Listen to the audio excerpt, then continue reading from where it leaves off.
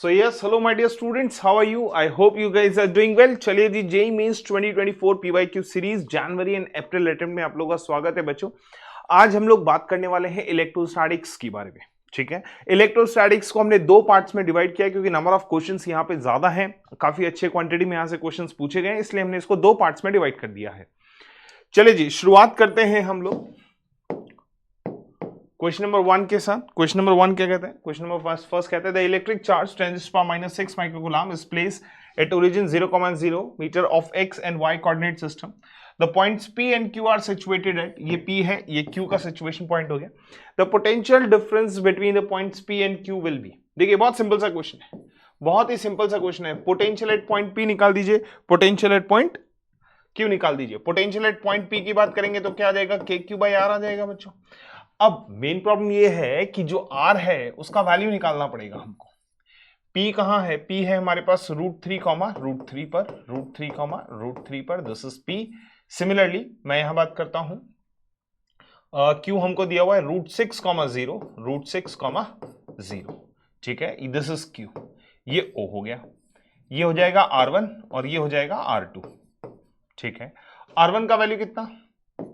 r1 का value हमारे पास √3 into √3, जब हम इसका डिस्टेंस निकालेंगे तो ये डिस्टेंस आ जाएगा √6।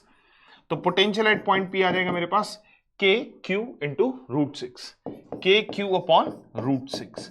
ठीक है, similarly potential at point Q निकालोगे तो ये डिस्टेंस कितना है हमारे पास? ये डिस्टेंस है √6, सो KQ अपॉन √6, QQ अपॉन √6। दोनों ही पॉइंट्स का पोटेंशियल क्या है हमारे पास? सेम है, दोनों ही पॉइंट्स का पोटेंशियल सेम है, तो हमें निकालना है पोटेंशियल डिफरेंस। मैं के और क्यू का वैल्यू नहीं रख रहा हूं, मुझे पोटेंशियल डिफरेंस कैलकुलेट करना है, तो वीपी माइनस वी क्यू, और इसका वैल्यू कितना आ जाएगा? 0। So correct answer is option number 2। चलिए जी, नेक्स्ट क्वेश्चन की तरफ चलेंगे। नेक्स्ट क्वेश्चन कहता है given below are the two statements, दो स्टेटमेंट हमारे पास है। ठीक है, असर्शन और रीजन। असर्शन कहता है work done by electric field on moving a positive charge on an equipotential surface is always 0। Yes, क्यों होता है ऐसा? Because electric lines of all forces, electric lines of forces क्या होती है? Perpendicular to the equipotential surfaces. Equipotential surfaces से electric field lines हमेशा क्या होती है? परपेंडिकुलर होती है। Electric lines of forces are always perpendicular to the equipotential surfaces. बिल्कुल सही बात है जी, दोनों स्टेटमेंट करेक्ट हैं। और इक्वी पोटेंशियल सरफेस पर जब भी एक चार्ज पार्टिकल को एक पॉइंट से दूसरे पॉइंट मूव करवाओगे तो because potential difference is 0, because the potential of both the points are same, तभी तो हम उसको इक्वी पोटेंशियल सरफेस कह रहे हैं। तो वर्क डन कितना होगा? 0 होगा। ठीक है, तो both are correct and reason is the correct explanation. Both A and R are true and R is the correct explanation of A. चलिए नेक्स्ट क्वेश्चन की तरफ चलेंगे। Question number 3, the electrostatic potential due to electric dipole at a distance r.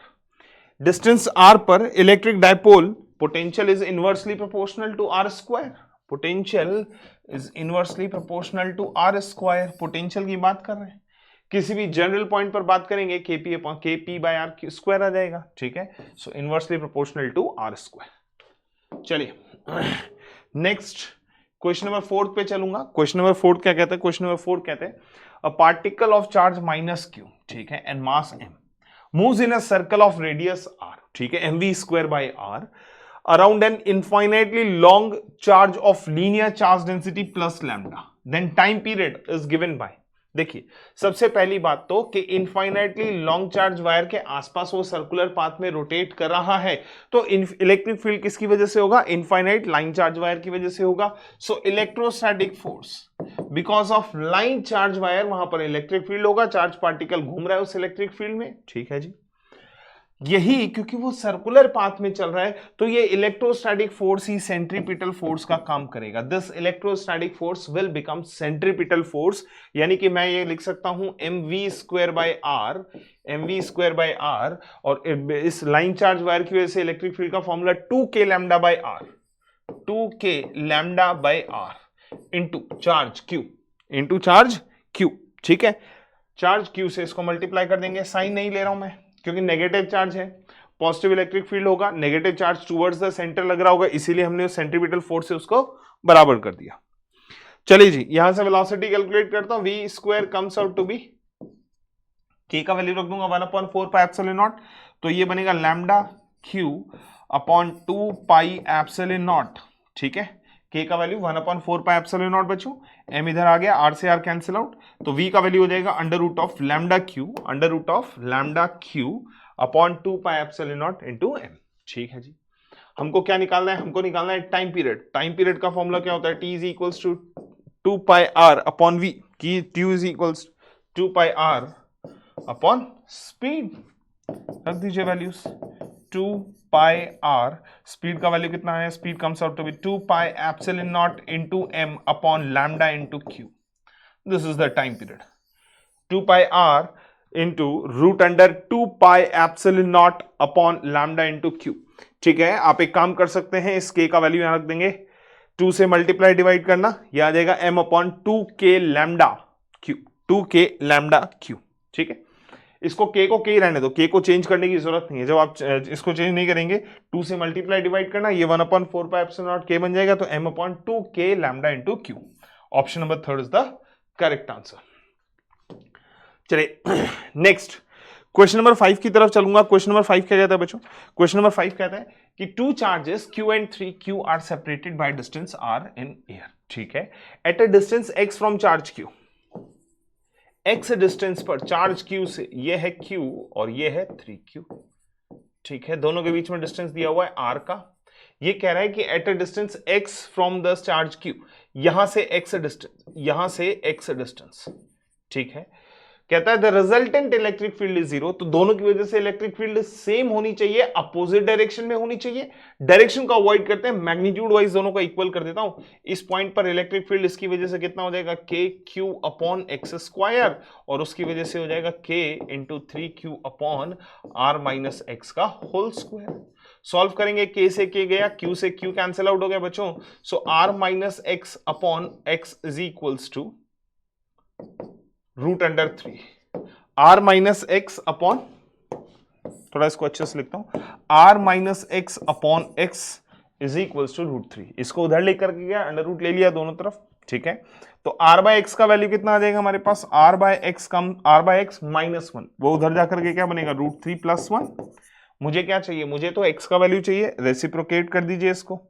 जैसे इसको आप reciprocate करेंगे तो ये बनेगा 1 अपॉन रूट 3 प्लस 1।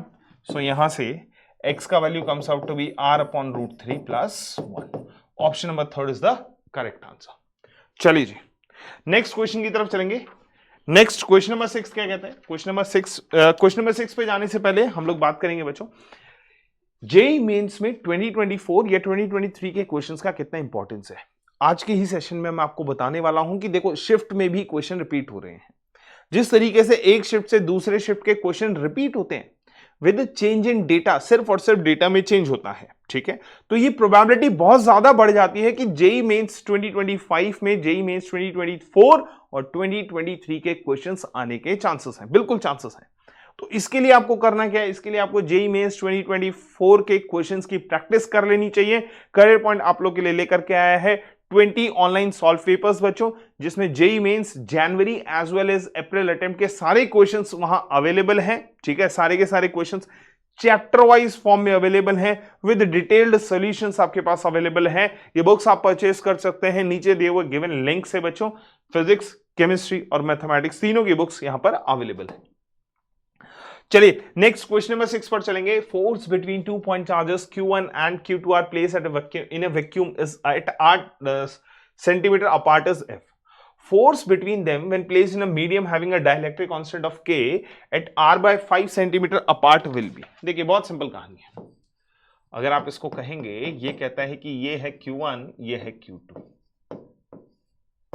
इनके बीच में डिस्टेंस कुछ तो R है। F is equals to what, 1/4 pi epsilon naught Q1 Q2 upon 4 pi epsilon naught R square. ठीक है, अगर मैंने डाइलेक्ट्रिक मीडियम भर दिया, अगर हमने यहां पर डाइलेक्ट्रिक मीडियम भर दिया जिसका डाइलेक्ट्रिक कांस्टेंट इसने 5 बोला है, और इनके बीच का डिस्टेंस जो है अब उसने रिड्यूस करके R/5 कर दिया, तो क्या हो जाएगा देखिए।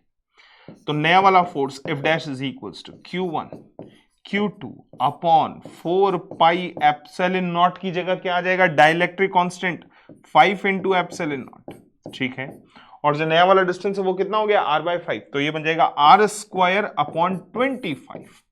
ठीक है जी, यानी कि f डैश को मैं क्या लिख सकता हूं Q1 Q2 upon 4πε0 into r² 5।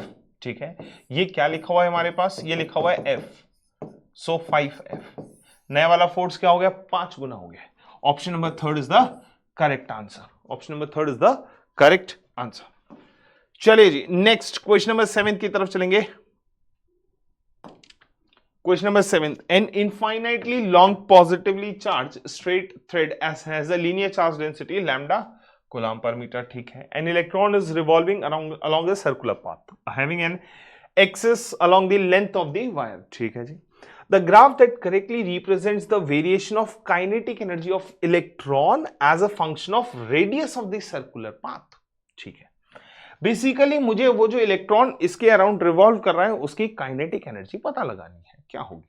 ठीक है, 4 ऑप्शंस हमारे पास गिवन है। अब क्योंकि वो सर्कुलर पाथ में रिवॉल्व करता है तो सेंट्रीपिटल फोर्स ही किसके बराबर होगा, इलेक्ट्रोस्टैटिक फोर्स के बराबर होगा।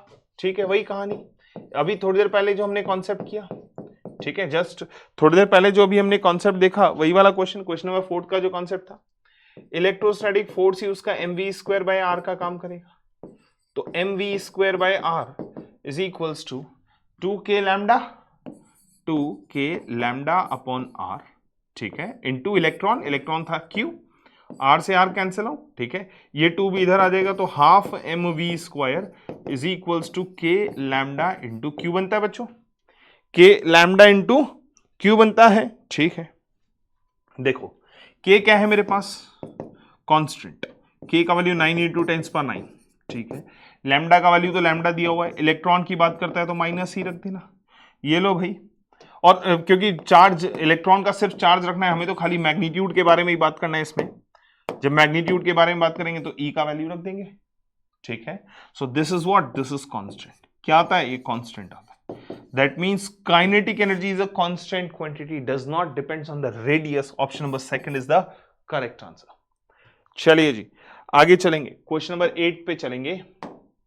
क्वेश्चन नंबर 8 क्या कहते हैं, in hydrogen like system the ratio of Coulombian force and gravitational force between the electron and proton is in the order of, सबको रटा हुआ रहता है क्योंकि क्लास नोट्स का क्वेश्चन है, टिपिकल क्लास नोट्स का क्वेश्चन है।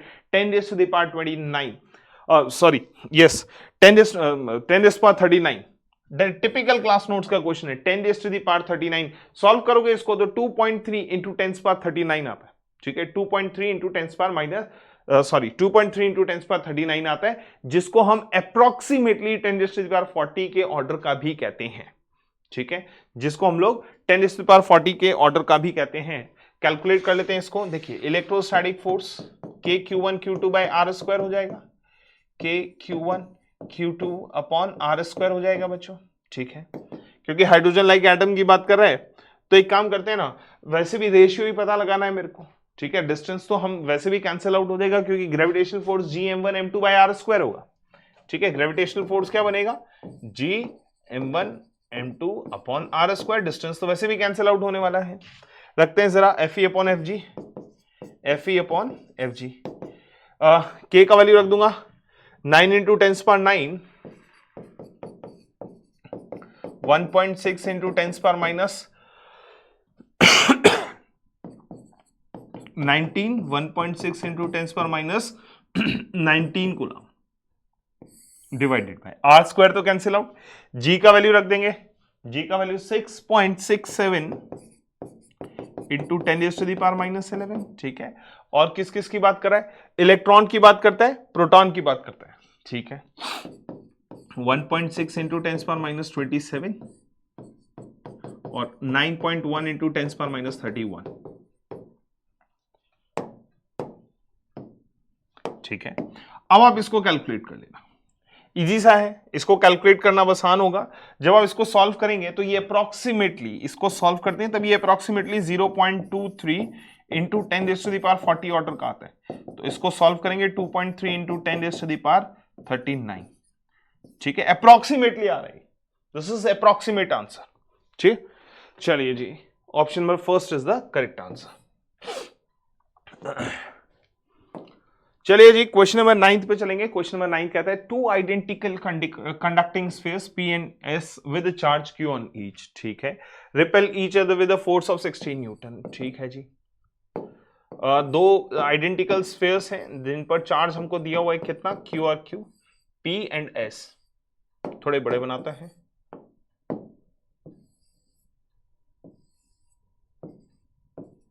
क्यू और क्यू, ठीक है।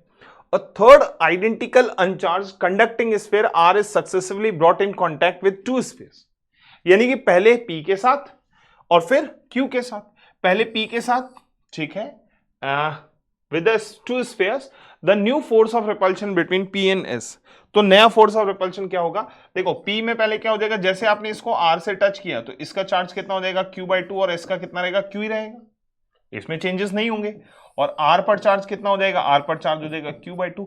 अब इन दोनों को टच कर दीजिए, जब आप इन दोनों को टच करेंगे तो इसमें चार्जेस में तो चेंजेस नहीं होगा, S में और R में चार्जेस में इंटरचेंज होगा, कब तक, जब तक कि पोटेंशियल सेम नहीं हो जाता।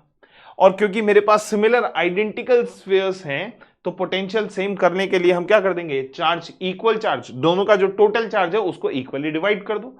टोटल चार्ज कितना हो गया 3Q/2, इसको जब इक्वली डिवाइड करेंगे तो ये बनेगा 3Q/4, S पर, S पे आ जाएगा 3Q/4 और R पर भी कितना आ जाएगा 3Q/4, 3Q/4, ये लीजिए, ये कहानी आती है, ठीक है।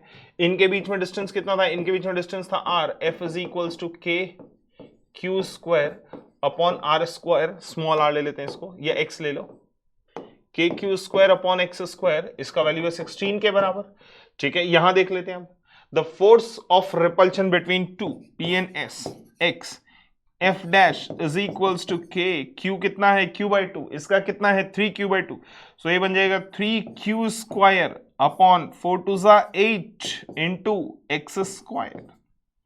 समझ में आती है बात। F डैश का वैल्यू कितना, F dash is equals to 3 times upon 3/8 times of KQ² upon X², जिसका वैल्यू था 16। सॉल्व करेंगे इसको, कितना आता है नया वाला force, 6 Newton. Option number second is the correct answer. आपके टिपिकल क्लास नोट्स के क्वेश्चंस हैं ये, टिपिकल क्लास नोट्स के क्वेश्चंस हैं, आपने अपने क्लास नोट्स में इन क्वेश्चंस को सॉल्व किया हुआ है। Answer is option number 2। Next, two charged conducting spheres of radii A and B are connected to each other by conducting wire.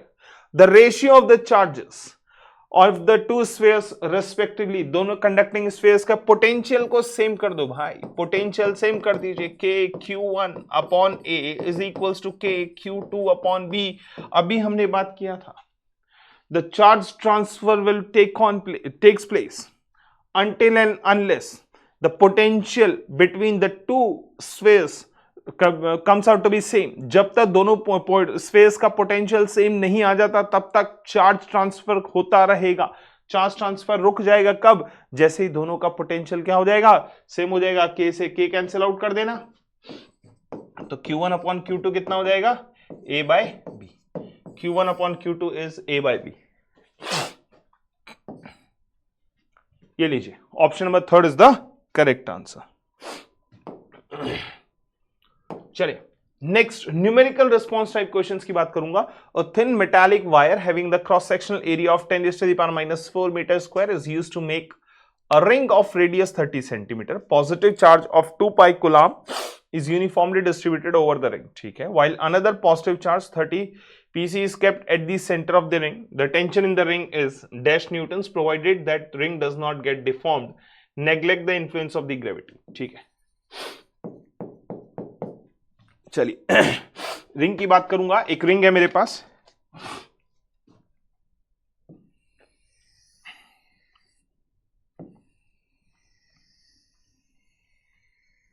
ये रहा रिंग, ठीक है। इस रिंग के सेंटर पर एक चार्ज रखा हुआ है, ये रखा हुआ है चार्ज, ठीक है। इसको पॉजिटिव चार्ज क्यों बोल देता हूं बच्चों, ठीक है जी।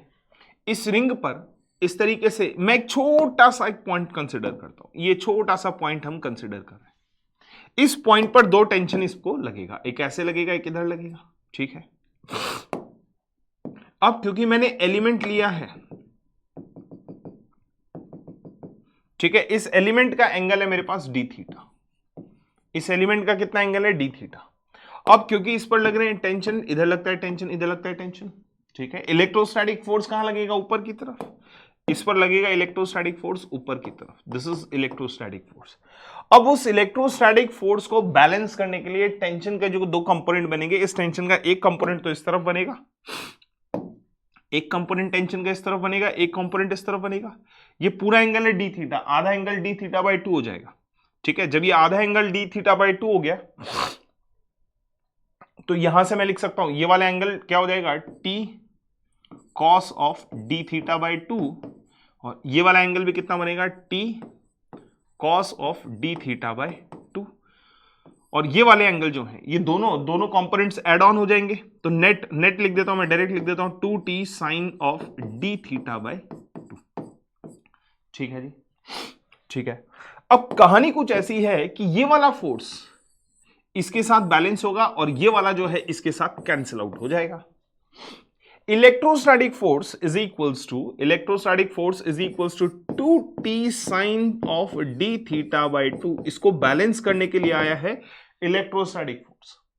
उस इलेक्ट्रोस्टैटिक फोर्स का वैल्यू किसकी वजह से होगा k, इसका चार्ज कितना हम मान लेते हैं q1, इस पे इतने से एलिमेंट पर चार्ज की बात करूंगा क्योंकि 2 पाई आर लेंथ पर चार्ज कितना है 2 पाई, ठीक है। तो इतने से एलिमेंट की बात करूंगा, इतने से एलिमेंट का चार्ज मान लेता हूं लैम्डा आर डी थीटा, ठीक है। ये वाला लेंथ कितना हो जाएगा आर डी थीटा के बराबर, और पूरे पर चार्ज कितना है यूनिट, भाई मैं चार्ज यूनिट हमने चार्ज डेंसिटी डिफाइन कर दिया लैम्डा अपॉन डिस्टेंस कितना है इन दोनों के बीच में आर स्क्वायर, ठीक है जी। आइए आगे चलेंगे, लैम्डा का वैल्यू रख सकता हूं मैं, और positive charge of 2 pi is uniformly distributed on this, lambda का वैल्यू रख सकता हूं, लैम्डा का वैल्यू क्या हो जाएगा q upon 2 pi r, lambda is what, lambda is nothing but lambda is charge q2 upon 2 pi r, q2 कितना है मेरे पास 2 पाई के बराबर। Since angle is very very small, क्योंकि एंगल बहुत बहुत छोटा है, तो साइन थीटा में से इस एंगल को बाहर निकाल सकता हूं, कितना बनेगा t into d theta, k q1 lambda की जगह q2 upon 2 pi r into d theta upon R square, R से आर कैंसिल आउट, ठीक है जी, डी थीटा से d theta cancel out, k is equals to k का value 9 into 10⁻⁹, ठीक है। q1 का वैल्यू रख देंगे हम लोग कितना 2 पाई, ठीक है, 2 पाई इंटू आर स्क्वायर है, basically 2 pi into R square है, तो सारी वैल्यूज रखना 2 पाई, और ये 30 into 10⁻12, area of cross section की जरूरत नहीं पड़ेगी हमको, रिंग का रेडियस दिया हुआ है 30 centimetre, so R is equals to 30 into 10⁻⁻², ठीक है, ये आर का वैल्यू हो गया। Put the values get the answer वाला क्वेश्चन हो गया, सारी वैल्यूज पुट करना, कैलकुलेशन निकालना, आपका आंसर आना चाहिए 3 न्यूटन, मेरा कैलकुलेट किया हुआ है, आप भी कैलकुलेट कर लेना, आंसर 3 न्यूटन आना चाहिए, ठीक है, answer comes out to be 3 newton. Correct answer is 3 newton, tension in the ring is 3 newtons. चलिए, 2 charges of -4 micrograms and +4 microgram are placed at 1,0,4 and 2,-1,5 located in an electric field E. The magnitude of the torque.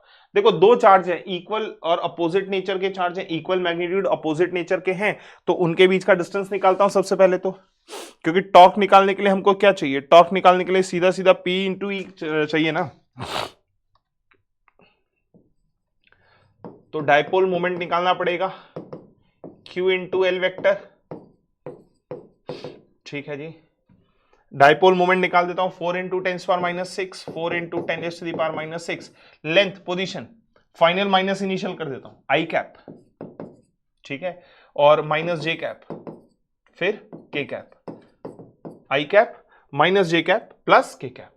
Torque निकालना है, torque is equals to P cross E के बराबर, electric field दिया है 4 into 10⁻⁶, I cap minus J cap plus K cap, electric field कितना है, cross करना है इसके साथ 0.20 आई कैप, ठीक है, कीजिए क्रॉस आई 0 हो जाएगा, जे क्रॉस जे, जे क्रॉस आई हमारे पास।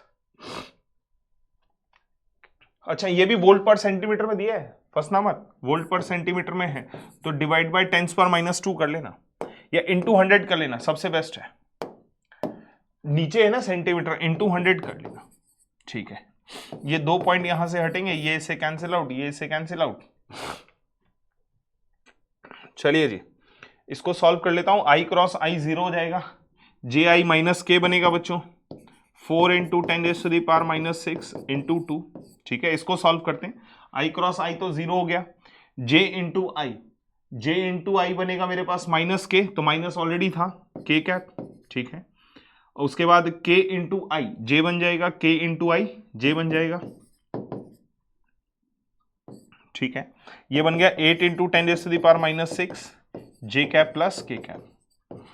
इसको सॉल्व करेंगे, मैग्नीट्यूड हम निकालेंगे, टॉर्क का मैग्नीट्यूड निकालेंगे तो ये आ जाएगा 8√2। कुछ और कैलकुलेशन में मैंने कहीं ना कहीं कुछ ना कुछ मिस्टेक किया है, हाँ ये पॉइंट एक ही पॉइंट आएगा, दो नहीं आएंगे।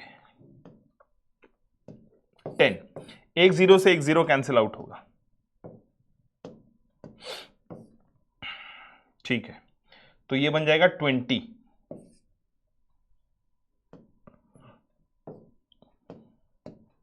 ये बन गया 20, तो 10⁻⁵ सॉल्व करना। टॉर्क का जो मैग्नीट्यूड आ जाएगा वो आ जाएगा 8√2 into 10⁻⁵ newton metre, 8√2 into 10⁻⁵ newton metre. हमको 8√α बोला था, अल्फा का वैल्यू कितना हो जाएगा 2, सो 2 is the correct answer, correct answer is 2। चलिए नेक्स्ट क्वेश्चन नंबर 13 की तरफ चलेंगे। The electric potential at the surface of atomic nucleus, जिसका z का वैल्यू दिया हुआ है, रेडियस दिया हुआ है सेंटीमीटर इज, ठीक है। आइए सीधा सिंपल सा क्वेश्चन, पोटेंशियल का वैल्यू के क्यू बाई आर, के जेड ई, क्यू मतलब जेड ई अपॉन आर, रख दो वैल्यू 9 इंटू 10⁻⁹, जेड का वैल्यू कितना है 50, ठीक है। ई हमारे पास कितना है 1.6 इंटू 10⁻⁹ डिवाइडेड बाय रेडियस दिया हुआ है हमको 9 इंटू 10⁻13 सेंटीमीटर, तो 9 इंटू 10⁻15 मीटर हो जाएगा। This is potential, put the values, get the answer. 9 से 9 कैंसिल आउट, ठीक है। 16 5 अब तो सीधा सीधा कुछ नहीं करना है हमको, ये ऊपर जाएगा, ये वैसे भी 10⁻10 बनने वाला है, ये ऊपर जाएगा तो ये कितना बन जाएगा -10 है, 15 ऊपर चला गया, 15 ऊपर चला गया, ऑल ओवर कितना बनेगा 10⁻नहीं सॉरी 10⁻5 बचेगा, ठीक है 10⁻5, और ये 16 5 80, तो 8 इंटू 10⁻6 सॉल्व करना है इसको, 8 इंटू 10⁻6 बनेगा ये,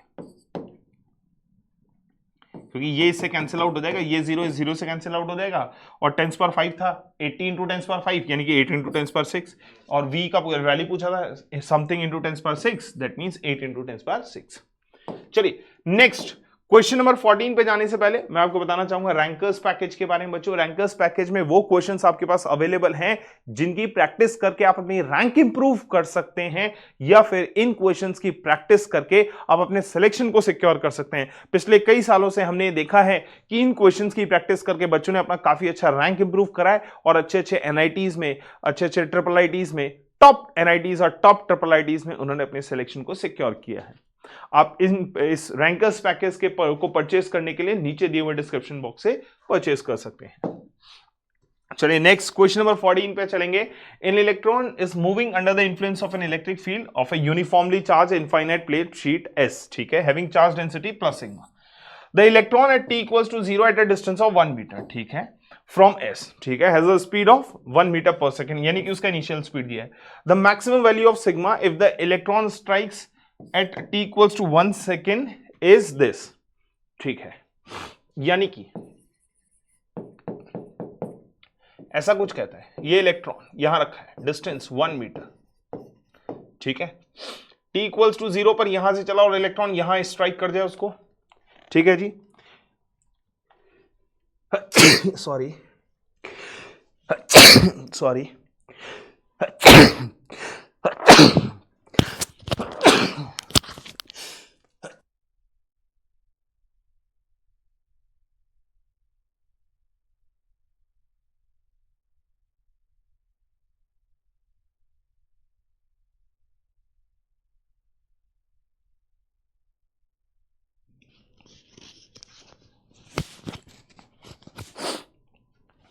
चलिए t इक्वल्स टू 0 पर इलेक्ट्रॉन यहां से स्टार्ट किया है, t इक्वल्स टू 1 सेकेंड पर वो यहां पर स्ट्राइक कर जाए। और इलेक्ट्रिक फील्ड हमको पता है, सरफेस चार्ज डेंसिटी दिया हुआ उसने सिग्मा, ठीक है। इलेक्ट्रिक फील्ड हम निकाल देंगे ऐसे, आइए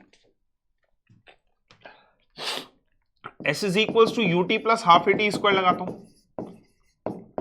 क्योंकि डिस्प्लेसमेंट ये कवर करना है, ठीक है जी। अब हम क्या काम करते हैं, डिस्प्लेसमेंट हुआ -1, इनिशियल वेलोसिटी हुआ उसका 1, has a speed of 1 metre per second, 1 second में उसको सारा काम करना है, plus half electric field half a t square, half a t square. Acceleration के लिए क्या चाहिए, फोर्स अपॉन चार्ज चाहिए, फोर्स अपॉन चार्ज चाहिए। फोर्स के लिए क्या चाहिए, सॉरी एक्सेलरेशन के लिए फोर्स अपॉन मास चाहिए, सॉरी फोर्स अपॉन मास चाहिए। फोर्स अपॉन मास के लिए क्या चाहिए, इलेक्ट्रिक फील्ड। फोर्स के लिए क्या चाहिए, electric field into charge, electric field into charge. Electric field कितना है मेरे पास, sigma upon 2 epsilon naught, this is electric field, क्योंकि शीट है, इनफाइनाइट शीट है। चार्ज की बात करूंगा -E, ठीक है। ये तो हो गया force, electric field into charge, ये हो गया फोर्स अपॉन मास, ये हो गया मेरे पास acceleration into t square 1। 1 second में हो रहा है सारा का सारा काम, ठीक है, ठीक है। मुझे सिग्मा का वैल्यू कैलकुलेट करना है, मुझे सिग्मा का वैल्यू कैलकुलेट करना है। इसको देखेंगे, ये कितना आता है, ये इधर आया, कितना बन गया 2 is equals to -2 is equals to minus times of sigma E into 1 upon 4 epsilon naught into m। Minus से माइनस कैंसिल आउट, ठीक है जी।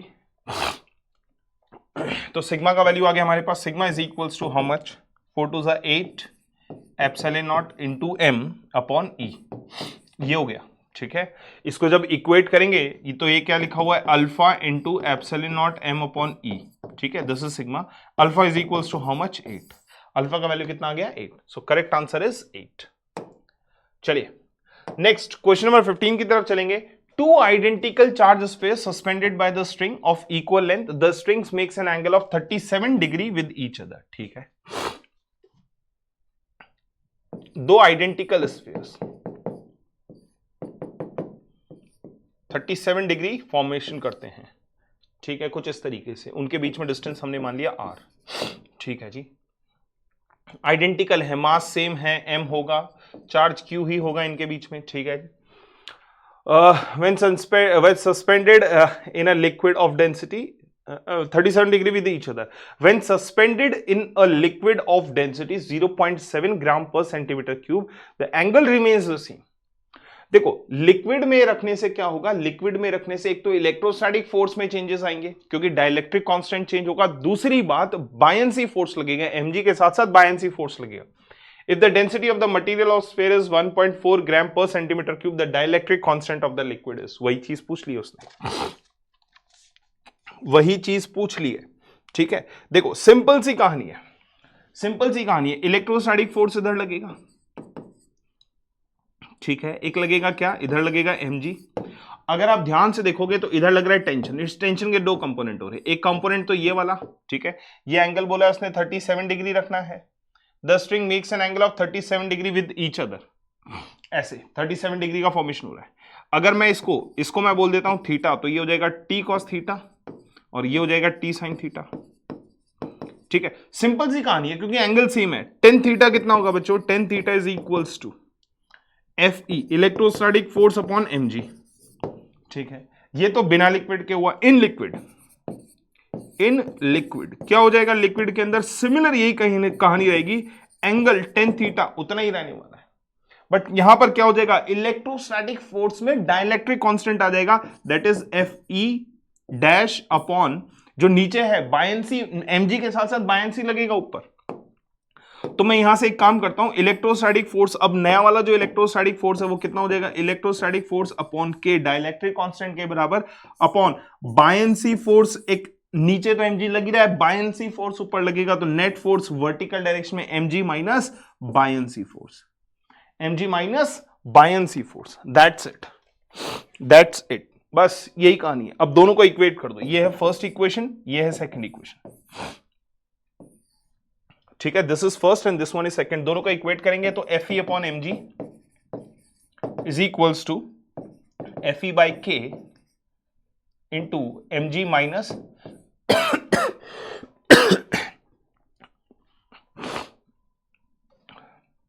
सिग्मा Vg, ठीक है। डेंसिटी ऑफ फ्लूइड है मेरे पास सिग्मा, सिग्मा क्या है, मैं मान लेता हूं density of fluid, density of fluid,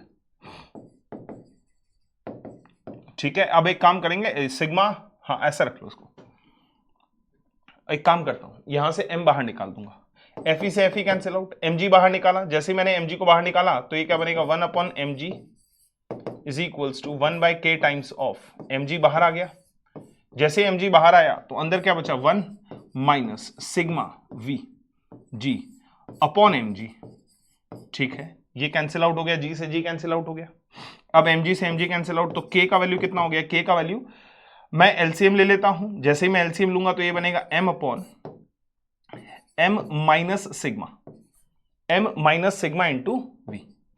क्या मैं मास को डेंसिटी इंटू वॉल्यूम लिख सकता हूं, mass can be written as density into volume, density किसका, डेंसिटी आ जाएगा सॉलिड का, तो मैं डिफाइन कर दूंगा rho, density of solid, density of solid, density of solid, और v तो ऑलरेडी वॉल्यूम ऑफ सॉलिड था, तो k इज इक्वल्स टू ये हो जाएगा रो इंटू वी, वी से v कैंसिल आउट हो जाएगा, rho upon rho minus sigma, rho upon rho minus sigma, यानी कि मेरा फाइनली यहां पर आकर के रुक गया है सारा का सारा system. Dielectric constant, density of what, density of sphere upon density of sphere minus density of fluid, ये चीज मेरे को दी हुई थी। आइए, के डेंसिटी ऑफ फ्लूइड दिया हुआ है, density of material of sphere is 1.4 ग्राम पर सेंटीमीटर। अब कन्वर्जन की भी जरूरत नहीं है क्योंकि ग्राम पर सेंटीमीटर क्यूब, ग्राम पर centimetre cube upon 1.4 minus 0.7 when suspended in a liquid, liquid का डेंसिटी ये रहा, तो k का वैल्यू कितना हो गया 1.4 upon 0.7, k comes out to be 2। Dielectric constant का वैल्यू कितना हो गया 2, dielectric constant is how much 2, easy one, बहुत आसान बन गया क्वेश्चन, डाइलेक्ट्रिक कांस्टेंट आ गया मेरे पास 2 के वैल्यू। चलिए next, the distance between the two charges plus q and minus q is 2l, ठीक है, and between charges plus 2q and minus 2q is 4l, ठीक है जी। The electrostatic potential at point p at a distance r from the centre is alpha ql upon r square into 10⁹, ठीक है, where the value of alpha is.